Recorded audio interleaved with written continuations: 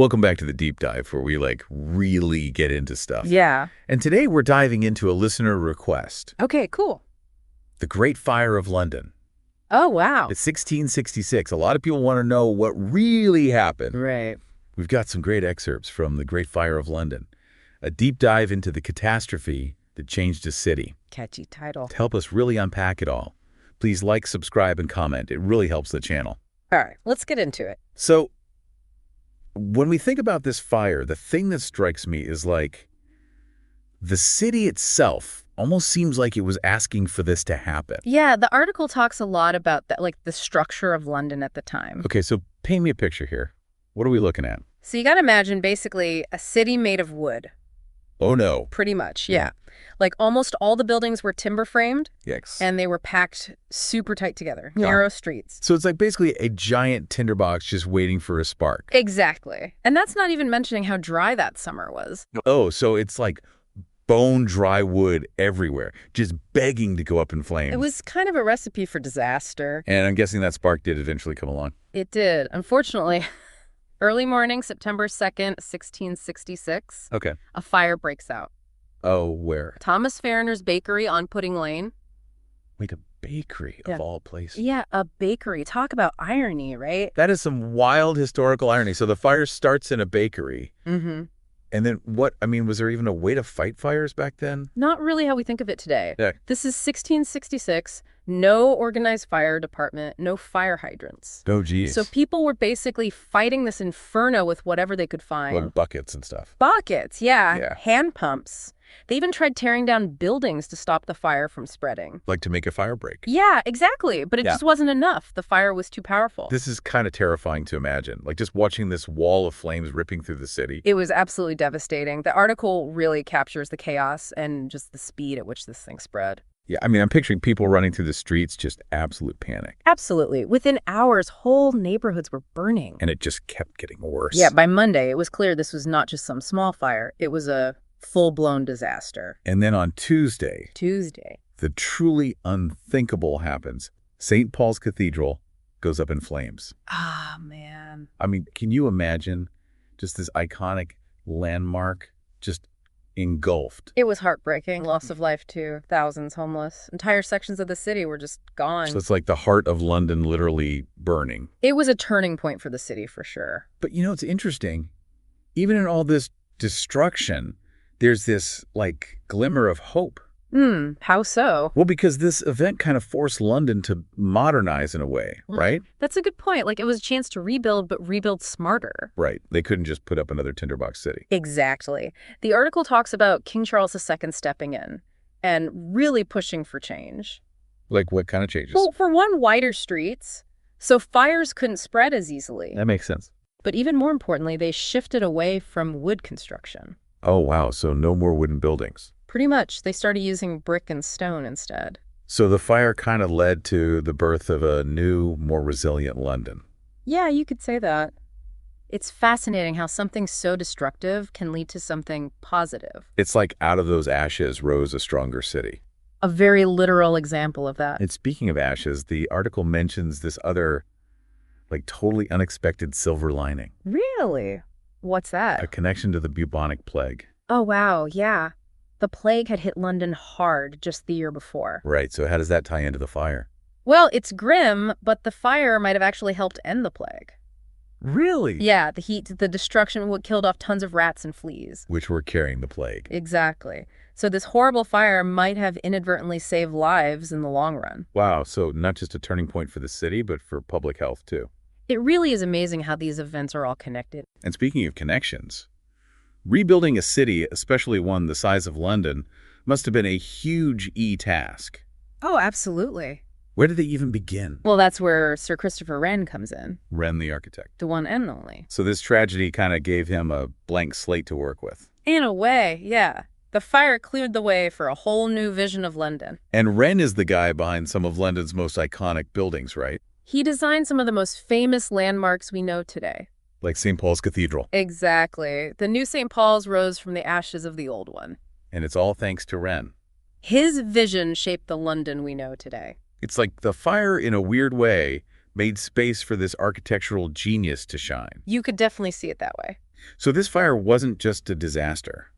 It sparked innovation in urban planning, public health architecture. It was a catalyst for change in so many ways. And the article mentions another fascinating consequence, the birth of fire insurance. Oh, right. Fire insurance as we know it today owes a lot to the Great Fire of London. So it's like this tragedy sparked innovation in the financial world, too. Exactly. These first fire insurance companies popped up after the fire. Wow, so it's like Yeah. people saw this devastation and thought, we need a way to protect ourselves. It completely changed how we think about risk and financial security. It makes you wonder, would we even have fire insurance today if it wasn't for this fire? It's a fascinating thought for sure. The Great Fire of London.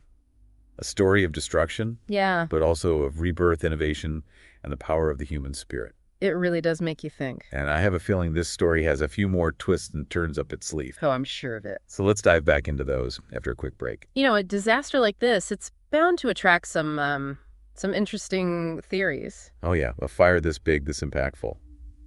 There had to be some wild explanations going around. Right. Was it really just an accident, or was there something more going on? Okay, spill the tea. What kind of theories were people cooking up back then? Well, you got to put yourself in the shoes of a Londoner in 1666. You've lost everything in this horrible fire. Naturally, you're going to search for answers. Right, you want to make sense of it all. Exactly. And so a lot of folks, they started pointing fingers at England's enemies. Ah, so like the French, the Dutch? Exactly. They were at war with both of them at the time. Okay, so the theory was that this was like an act of sabotage. Right? A way to cripple England. A deliberate attack. Classic blame the enemy tactic, I guess, when in doubt. It's an easy explanation, especially when emotions are running high. But was there any evidence to support that theory?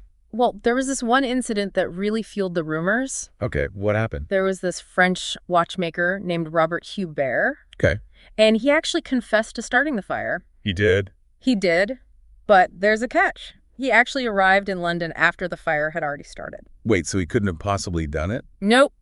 But people were so quick to believe the worst that he was actually executed. Wow, talk about being in the wrong place at the wrong time. That's tragic. It just goes to show you how much fear and suspicion was in the air. So they had the foreign sabotage angle.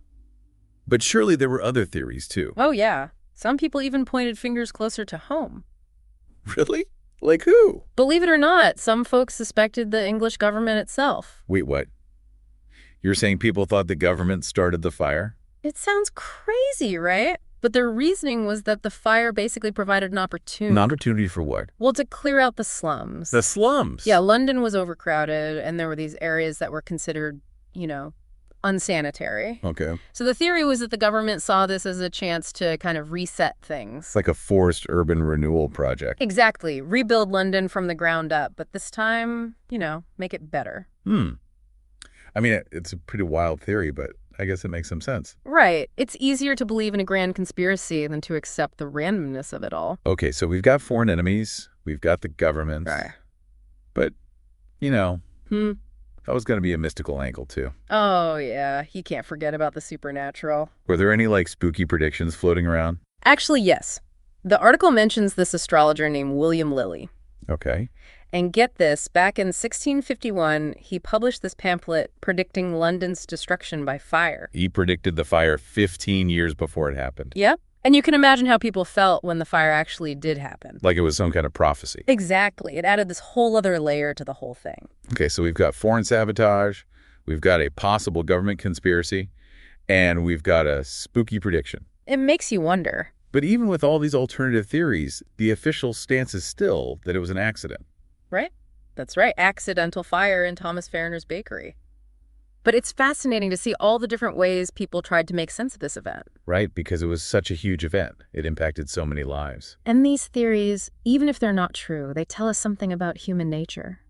Like our need to find explanations even for the things that seem unexplainable. Exactly. We want to believe there's a reason behind everything, even a disaster. But regardless of the cause, the legacy of the Great Fire is undeniable. It changed London forever. It's not just about the physical changes like the new buildings and the wider streets. It's about the spirit of the city. The resilience of the people. And that's something that I think resonates even today. Definitely. It's a story about overcoming adversity, about bouncing back from tragedy. And in that sense, the story of the Great Fire isn't just about destruction. It's about rebirth and innovation. It's about the enduring power of the human spirit. But why should we, in the 21st century, care about a fire that happened over 350 years ago? That's a great question. I mean, what lessons can we glean from this historical event that are relevant to our lives today? I think one of the biggest takeaways is just how important fire safety and prevention really are. Right, like this wasn't just some random event in the past. Yeah, It has lessons for us today. exactly. It's why we have modern fire codes, building regulations, all that stuff. We learn from the mistakes of the past to try and prevent tragedies in the future. Exactly. And it goes beyond just the practical stuff, too. Okay, so The Great Fire really highlights the idea that even from disaster can come innovation and progress. it's like this horrible fire actually forced London to rethink and rebuild in a better way. You could say it was a catalyst for change. Yeah, like sometimes it takes a real shakeup to force us to innovate and improve. And that's something we can apply to so many different things, not just fires. Okay, so like what else? Think about natural disasters, economic crises, even personal setbacks. Sometimes it's those challenges that force us to adapt and grow. It's like what doesn't kill you makes you stronger. Exactly. It's about that human capacity for resilience, that ability to bounce back from even the toughest situations. The people of London lost so much in that fire, but they didn't give up. They rebuilt. And they rebuilt a better city, a stronger city. Wow. I'm really seeing this event in a new light now. Yeah. It's not just about destruction. It's about the human spirit. It's about our ability to overcome adversity, to learn from our mistakes, Yeah. and to create something better out of the ashes. It's a powerful message. And I think it's something we can all relate to on some level. Definitely. It's a reminder that even when things seem hopeless, there's always the potential for growth and positive change. Well said. I think that's a great note to end on. The Great Fire of London. A tale of destruction. Yeah. Yes. But also of rebirth resilience and the enduring power of the human spirit. It's a story that still has lessons for us today. Absolutely. And we hope this deep dive has sparked your curiosity to learn even more about this incredible event. It's a fascinating chapter in human history. And to our listeners, we'd love to hear your thoughts. What's stood into you? What questions do you have? Share your comments below. Please like, subscribe, and comment. It really helps the channel. And until next time, keep those minds curious and keep exploring the world around you. We'll see you on our next deep dive.